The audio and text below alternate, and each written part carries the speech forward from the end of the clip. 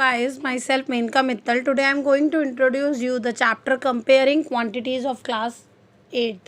आज मैं आपको कंपेयरिंग क्वांटिटीज़ के सभी कॉन्सेप्ट्स को अपनी इस वीडियो में एक्सप्लेन करूंगी. So let us start one by one. So comparing quantity में हमारा भी बोल सकते हैं. Topic is the ratio. We basically know ratio means comparing two or more than two quantities. Ratio compare करता है दो या दो से ज़्यादा quantity. For example, a basket has two type of fruit. एक basket में दो तरह के fruits हैं, 35 banana and 7 cherry. अगर हमें ratio find out करना है number of cherry to number of banana, तो हम number of cherry at the top रखेंगे. That means 7 ratio 35. So इस तरीके से हम comparison कर सकते हैं किसी भी ratios और fractions के बीच का. Next topic is the percent. The word percent written as percent को हमेशा हम राइट करते हैं इस वे में मीन्स इन एवरी 100 और पर 100. इसको इस फॉर्म में लिखा जाता है. अगर हमें चेंज करना है परसेंट टू अ फ्रैक्शन तो हम डिनोमिनेटर को 100 की फॉर्म में चेंज करेंगे और सिंप्लीफाई करेंगे जितना हो सकता है. एंड अगर हमें चेंज करना है इनको डेसिमल में तो हम चेंज करेंगे फ्रैक्शन को जितने ऑब्टेन हो सकते हैं डेसिमल में. So change fraction and decimal to percentage we multiply by 100. This is the example, the ratio of the number of girls to the number of boys of the class. So let करेंगे हम total number of students को y. 60% of y is girls. So 60% of x is equal to 18 करके हम यहाँ से हम अपनी x की वैल्यू को फाइंड आउट कर सकते हैं. डैट मीन्स यहाँ पर x हमारा फाइंड आउट हो जाएगा. देन नंबर ऑफ बॉयज़ के लिए हम इसको सब्ट्रैक्ट करेंगे bye 18.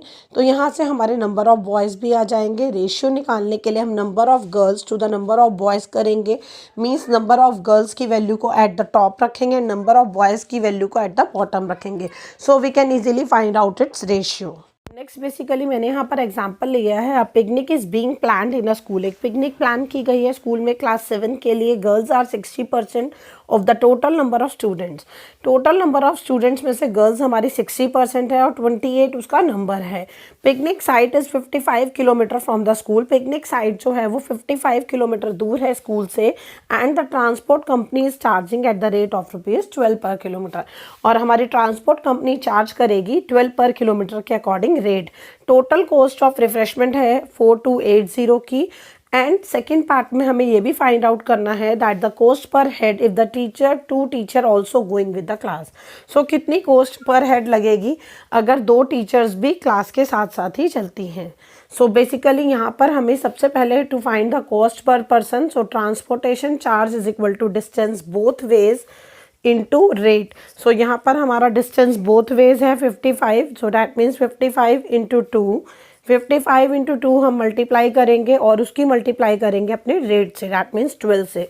So when we multiplied 110 into 12 we get the answer that is ₹1320.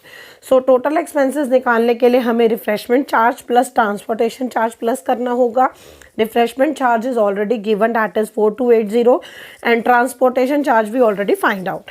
So 4280 plus 1320 is equal to ₹5600 हमारा टोटल एक्सपेंसेस आ गया. So total number of persons is basically 18 girls plus 12 boys plus 2 teachers भी साथ में जाएंगी तो उनको भी ऐड करेंगे. That means total number of persons is 32 persons. For 32 persons amount spend होता है हमारा 5600. सो 1 पर्सन के लिए कितना होगा बेसिकली हम डिवाइड करेंगे 5600 को 32 से. So we get the answer that is ₹175 per person. Okay. सो इस तरीके से हम रेशियोज के आंसर्स को इजीली फाइंड आउट कर सकते हैं. Next topic is the percentage increase और डिक्रीज. किस तरीके से हम परसेंटेज इंक्रीज और डिक्रीज फाइंड आउट करेंगे. So first is the to increase the quantity by a percentage. Find the percentage of the quantity and add it to the original quantity. अगर हमें find out करनी है कितनी quantity increase हुई है percentage के according तो सबसे पहले हम उस क्वांटिटी की परसेंटेज को फाइंड आउट करेंगे देन ऐड करेंगे उसको ओरिजिनल क्वांटिटी से. Next is to decrease a quantity. हमें अगर डिक्रीज क्वांटिटी के लिए निकालना है तो बेसिकली हम इसका अपोजिट करेंगे. डैट मीन्स ऐड की जगह सब्ट्रैक्ट करेंगे ओरिजिनल क्वांटिटी से.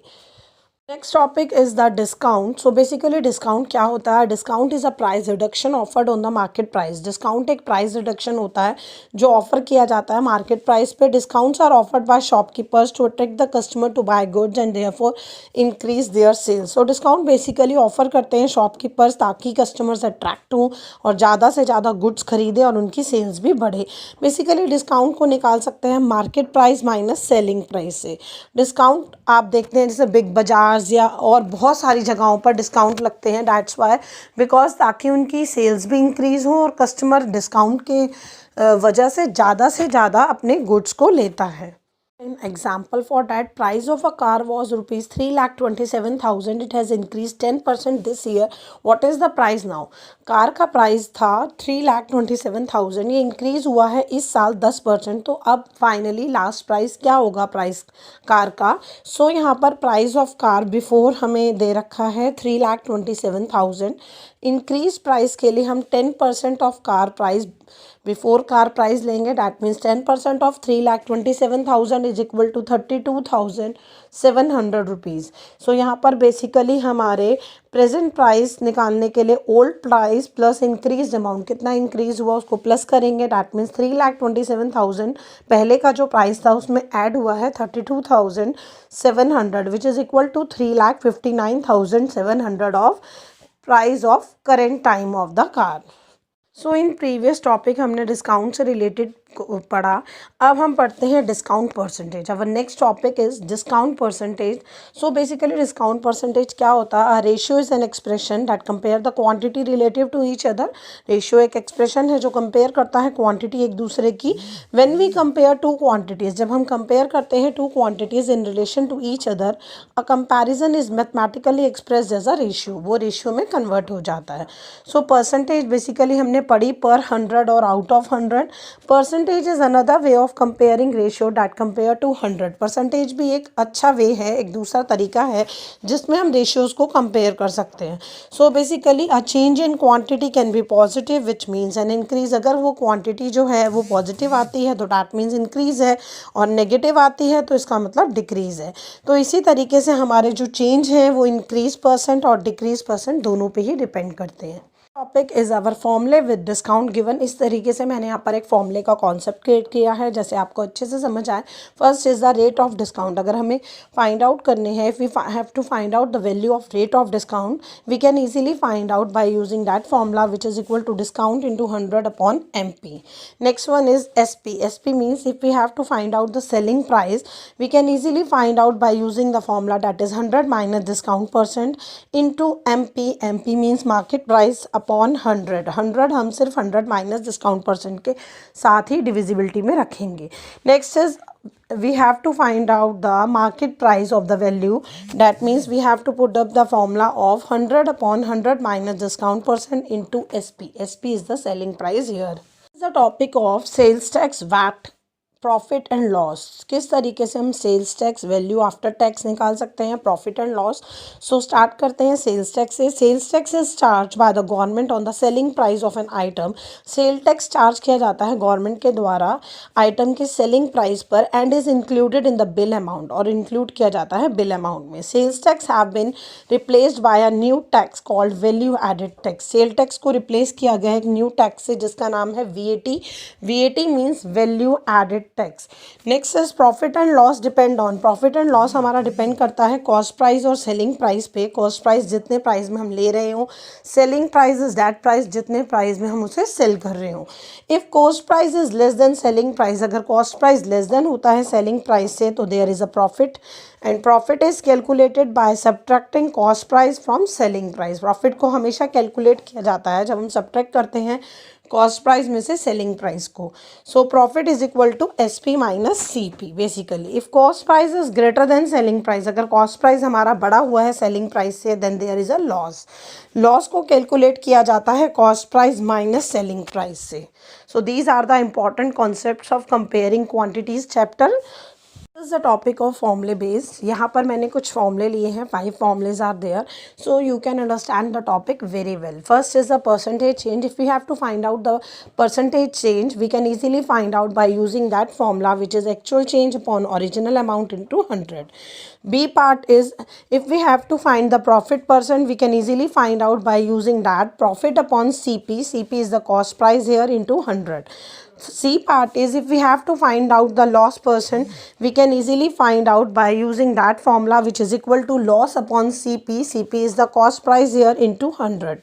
Next, fourth one is the SP. If we have to find out the value of SP, we can easily find out by using that 100 plus gain percent upon 100 into CP. CP is the cost price and SP is the selling price here. Or we can easily find out by that one also, 100 minus loss percent upon 100 into CP. We are using that formula only if the loss percent is given to us. So next one is the CP. If we have to calculate the cost price when the profit is given, so we can easily find out by using that 100 upon 100 plus gain percent into SP. SP is the selling price here.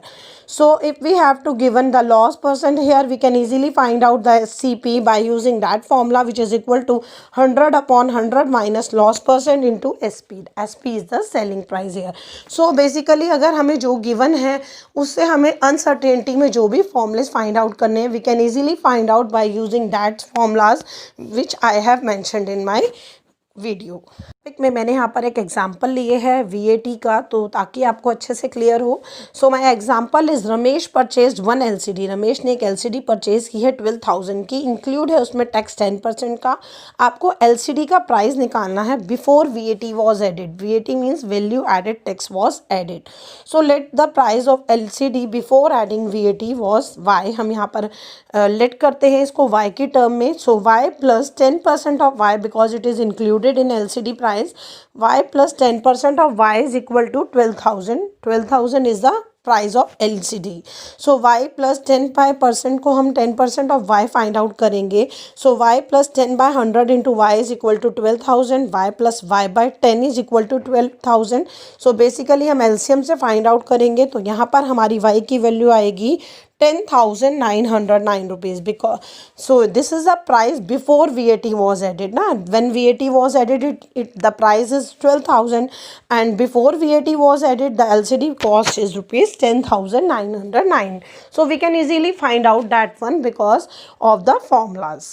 Topic is the simple and compound interest. So basically interest is the extra money. Interest जो है वो हमारा extra money होता है that a bank gives you. हमारा bank जो है वो हमें सेविंग या हम जब डिपॉजिट करते हैं अपनी मनी, उस पर हमें इंटरेस्ट देता है. इंटरेस्ट को बेसिकली हम ब्याज भी बोलते हैं.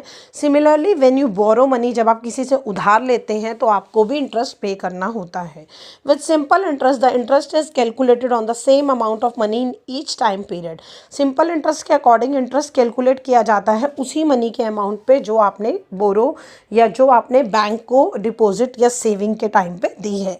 So therefore the interest earned in each time period is the same. So basically आप जितने भी टाइम में पीरियड में वो इंटरेस्ट लेते हैं तो बेसिकली वो सेम ही अमाउंट पर दिया जाता है. ऑन द अदर हैंड इसी तरीके से कंपाउंड इंटरेस्ट को कैलकुलेट किया जाता है principal plus interest for the previous period. Principal plus interest हमारे पहले वाले पीरियड का. The principal amount increases with every time period. Principal amount increase किया जाता है हर एक टाइम पीरियड पर जैसे जैसे इंटरेस्ट पे किया जाता है added to the principal. So we can say that, so basically हम ये कह सकते हैं compound interest is calculated is more than the simple interest on the same amount of money we deposited. Interest is compounded. जब हमें interest compounded में दे रखा होता है तो हम कैलकुलेट कर सकते हैं amount is equal to principal 1 plus R upon 100 की पावर n. यहाँ R हमारा बेसिकली रेट ऑफ इंटरेस्ट है and n is the time period. So interest is generally calculated on a yearly basis. Some time it can be compounded more than once within a year. एक साल में 2 बार भी हम compound को interest को calculate कर सकते हैं. It can be compounded half yearly which means twice a year. Basically half yearly means कि एक साल में 2 बार, और क्वार्टरली मीन्स एक साल में 4 बार और 4 times a year. So the period for which interest is calculated, जिस पीरियड में हमारा इंटरेस्ट कैलकुलेट किया जाता है is called the conversion period. उसे हम कन्वर्जन पीरियड भी कहते हैं. At the end of the conversion period, and conversion period के एंड में the interest is added. Interest को ऐड किया जाता है हमारे प्रिंसिपल में ताकि हमें न्यू प्रिंसिपल फाइंड आउट हो. Topic of some formulas which we discuss about simple interest, amount, compound interest. So start करते हैं वन बाय वन. ए है हमारा simple interest. If we have to find out the simple interest we can easily find out that is P into R into T upon 100. Here P is the principal, R is the rate and T is the time period of that interest time period. Okay. और हम इन तीनों की value को divide करेंगे 100 से, so we can easily find out the simple interest we received. Next is the B amount. If we have to find out the amount we can easily find out by using principal plus simple interest. और simple interest हम easily find out कर सकते हैं by using P into R into T by 100. Next is the topic of compound interest. If we have to calculate the compound interest we can easily find out by using amount minus principal. The next is the D. If we have to find out the amount, we can easily find out by using P 1 plus R upon 100 की power n. तो in next मैंने यहाँ पर एक example ली है ताकि हम अच्छे से समझ सकें इसके कॉन्सेप्ट को. Find the compound interest for ₹5,000 at the rate of 10% per annum for 3 years compounded annually. यहाँ पर हमें कंपाउंड इंटरेस्ट को फाइंड आउट करना है. सो दैट मीन्स यहाँ पर जो हमें वैल्यू गिवन है हम उसका यूज़ करते हैं. यहाँ पर P is equal to 5,000. That means principal is given at the rate of ₹5,000 and rate is also given at 10% per annum, and n is the time period, that means 3 year is given. So we can easily find out by using the formula which is amount is equal to principal 1 plus r upon 100 की power n. When we putting the values of p, r and n is here, we can find out the value of 6655, that means 6,655 is the amount here. So compound interest find out करने के लिए we can easily find out by using the formula which we discussed in our previous topic, amount minus principal, that is 6655 minus 5,000, and we can easily find out our value of compound interest here which is equal to 1661655. that means 1655 is our compound interest here. So basically हम यहाँ पर formulas को put करके अपनी values को easily find out करेंगे. तो formulas आपको रिमेंबर होने बहुत ज़्यादा नेसेसरी हैं. हमारा एग्जाम्पल है the price of a T shirt was slash from ₹960 to ₹816 in a shop. एक शॉप में टी शर्ट का प्राइस कम हो गया 960 से 816 रुपीज़. हमें रेट ऑफ डिस्काउंट निकालना है कितना दिया जा रहा है. फॉर एग्जांपल यहाँ पर MP मार्केट प्राइस है हमारा 960, SP सेलिंग प्राइस बेचा जा रहा है 816 रुपीज़ में. तो डिस्काउंट निकालने के लिए MP माइनस SP करेंगे, that is 960 minus 816 which is equal to ₹144. Basically हमें यहाँ पर डिस्काउंट परसेंट निकालना है तो हम डिस्काउंट परसेंट का फॉर्मूला लगाएंगे, that is discount upon MP into 100. So discount is 144 upon MP is 960 into 100. सो यहाँ पर बेसिकली हमारी 15% हमारी रेट ऑफ डिस्काउंट आएगी. बेसिकली मैंने आपको जितने भी कंपेयरिंग क्वांटिटीज़ में रिलेटेड जितने भी कॉन्सेप्ट्स क्लियर किए, आई होप आपको अच्छे से समझ आए हों, फॉर्मूले भी आपको अच्छे से क्लियर हुए हों with example. So thank you for watching my video.